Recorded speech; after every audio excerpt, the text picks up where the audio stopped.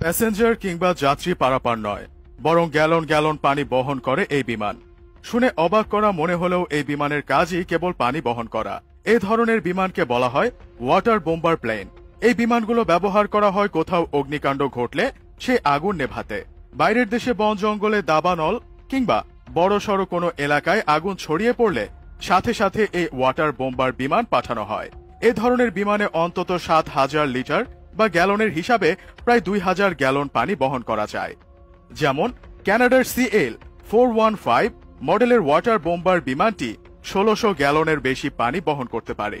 এই বিমান আশেপাশের নদী বা জলাশয় থেকে পেট ভর্তি পানি নিয়ে অগ্নিকাণ্ডের স্থানে ওপর থেকে উড়ন্ত অবস্থায় নিচের ডালা খুলে ফেলে দেয়। ফলে একসাথে গ্যালন গ্যালন পানি গিয়ে পড়ে দাবানলের ওপর। এই প্রক্রিয়াকে বলা হয় ওয়াটার বোম্বিং বা aerial fire fighting. Water bombing এর ধারণা প্রথম এক জার্মান পাইলটের মাথায় আসে সেই 1929 সালের দিকে। কানাডায় ওয়াটার বোম্বার ডাকা হলেও যুক্তরাষ্ট্রে এইসব বিমানকে এয়ার ট্যাঙ্কারও বলা হয়। তবে এরিয়াল ফায়ার ফাইটিং এ শুধু পানি ব্যবহার করা হয় এমনটা নয়, অগ্নি নির্বাপক কেমিক্যাল, ফোম কিংবা জেলও ব্যবহার করা হয় এই কাজে। আবার ওয়াটার বোম্বিং এ শুধু এ ধরনের বিমানই নয়, এই কাজের